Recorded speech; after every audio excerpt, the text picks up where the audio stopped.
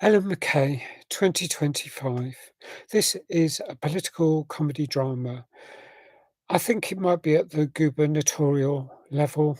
I'm not quite sure what that is, but if it means state level rather than national politics in the USA, then that is what it is because it stars Emma McCay as Ella McCay, spelled differently, with a K. The actor's name is with a K, whilst the character's name is with a C, and it's K rather than Key. So, um, but the name's fairly similar, so I noticed that straight away.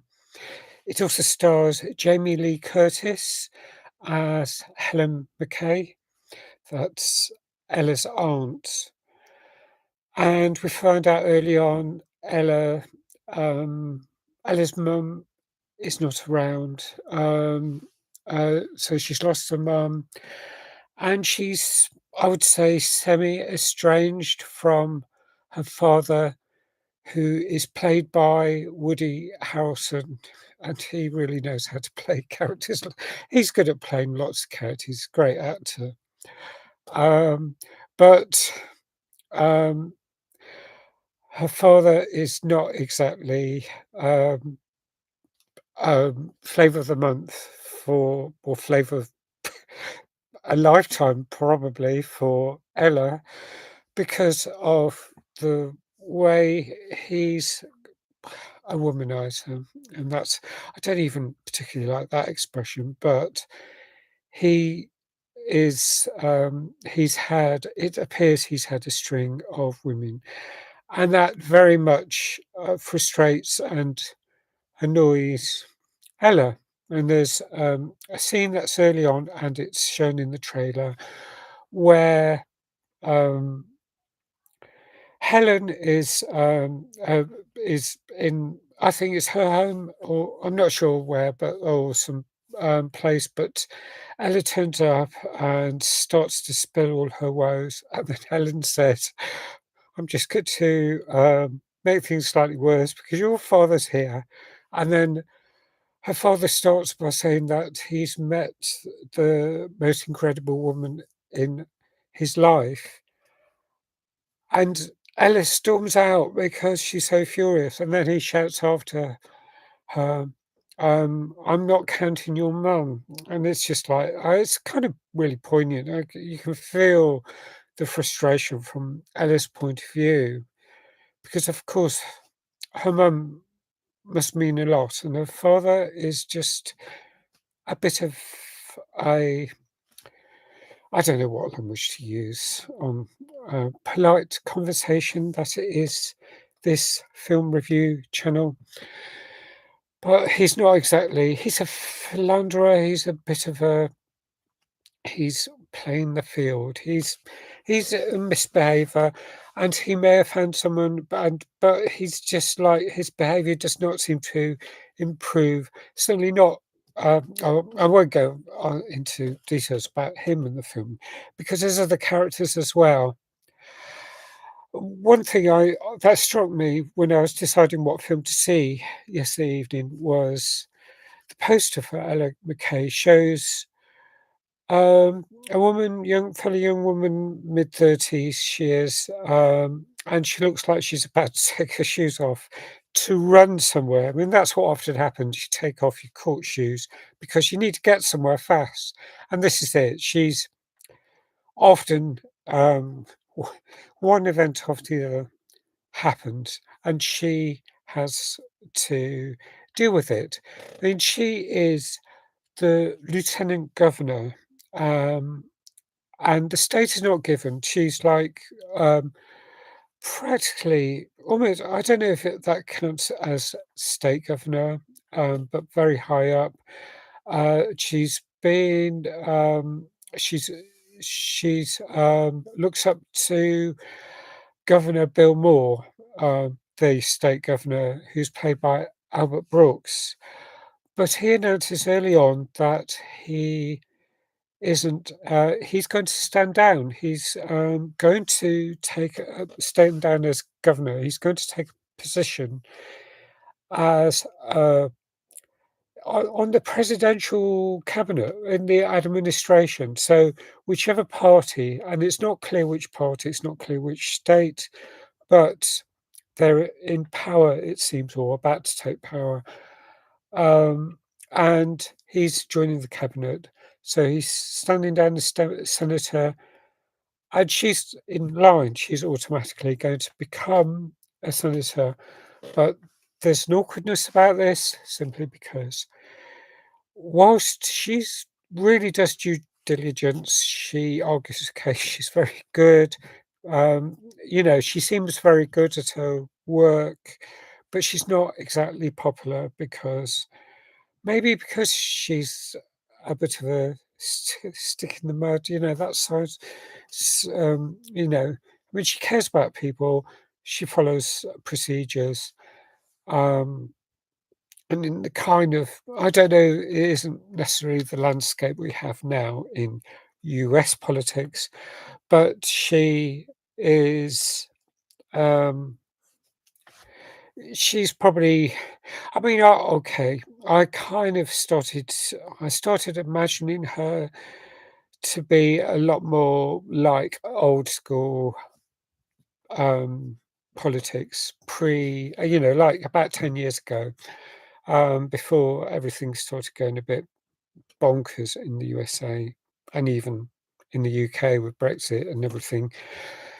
Um, so she, no, the thing is, we get a backstory about her suitor, the Jack Loudon plays Ryan, whom the backstory is he's at her home and she's living at her aunt's, I think, and he sneaks out and he gets caught by her quite early in the day. So so it seems like he stayed overnight, and she starts to question him, and she won't let go. But I mean, she actually chases him down the road, and then because he does seem to get away eventually, she then cross questions, quizzes Ella to find out, and Ella's quite good at the slipperiness of not exactly explaining what happened, but I guess it is quite clear. But then at a later stage, she marries Ryan, and then someone has found out that they've been having carnal relations in a government building, and that's against state rules, and it's it's you know a scandal in the making. And the person who has this information, there's a whole pile of things that happened, but one thing I liked about it is that when it is revealed, I won't even explain who reveals it, but that causes a lot of tension between Ryan and Ella, and in a way that's a bit unexpected. Ryan, I think, is very he. I mean, I didn't have a that high an opinion of him, but it drops a lot, and I think there's a lot of misogynistic undertones in politics, and that's what this film reveals. It talks about all that. It's all about what it must be like when I mean, lots of people have skeletons in their cupboards, and this and they come out, and there's a whole thing about she gets called Little Miss Little Miss Nuna, because it's lunch times when she had the nookie with Ryan, her husband to be, and her popularity seems to, I think it increases or something because of that. It's just like that, but it then falls apart. Or there's all this sort of stuff now because it's very politically turgid. There's a lot of politics and quite a bit that I don't understand because it's US and there's just US cultural things that I don't really understand that well. Um, 4 people walked out. I think it was 2 couples walked out the cinema, and there weren't that many people watching it. So that distracted me because I started thinking, "Oh, this isn't that great." I mean, I started wondering about what, is it just too much for people here in the UK?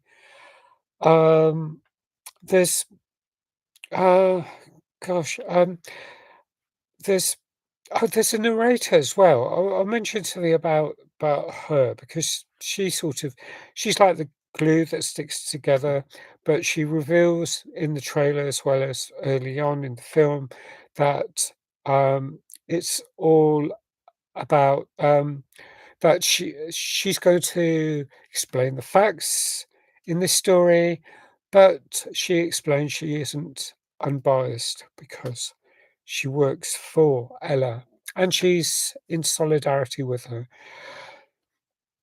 Oh yeah, there's the phone thing. That was one of the strange things. There's these phone rooms where people spend 7 hours a day, including I think up to lieutenant governor level. You're expected to spend 7 hours fundraising, getting on the phone to people to fundraise to get money for the campaigns, and I think, that's one of the things that boggles my mind about US politics, the amount of money that is spent on campaigns. I mean, money in general in the US really, uh, it it's much higher, I think, than the UK from what I gather. And there's been a lot of fear of the vulnerability of UK politics if money is siphoned in to try and sway politics, say for the next general election here, which is likely about 2019, might happen a bit earlier, but and scary. The idea. I mean, next year there's a lot of more local and our version of gubernatorial politics because there's assemblies in Wales, Scottish government, that sort of thing, having elections, and the swaying of particular parties. I mean, it just feels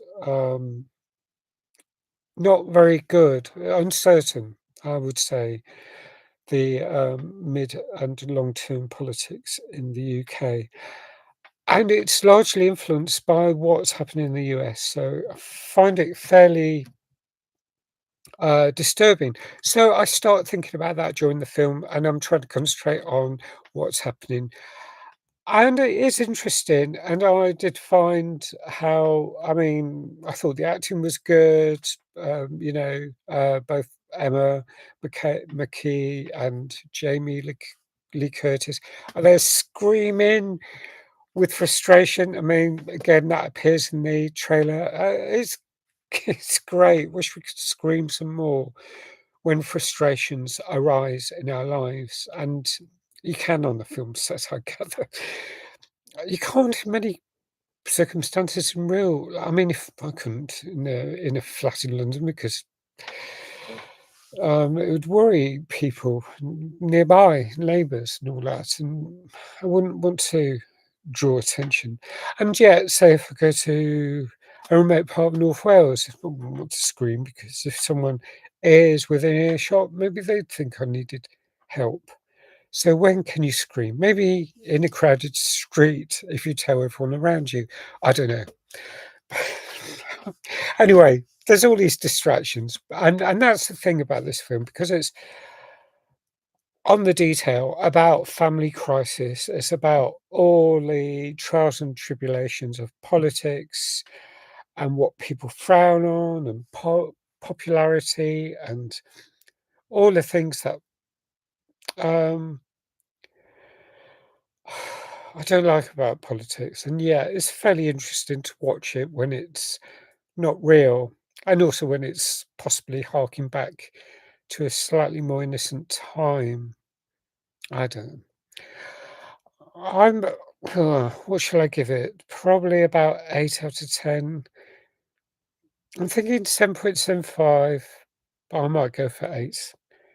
8 out of 10 because it isn't it isn't too bad a film really. I mean, it's what it is. It it does what it says on the tin. It's political, it's comedy, it's a drama.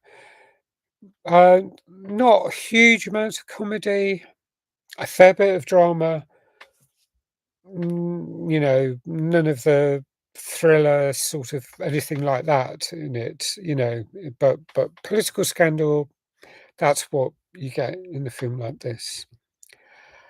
And it's about, of course, the battle between genders, especially in our very patriarchal society.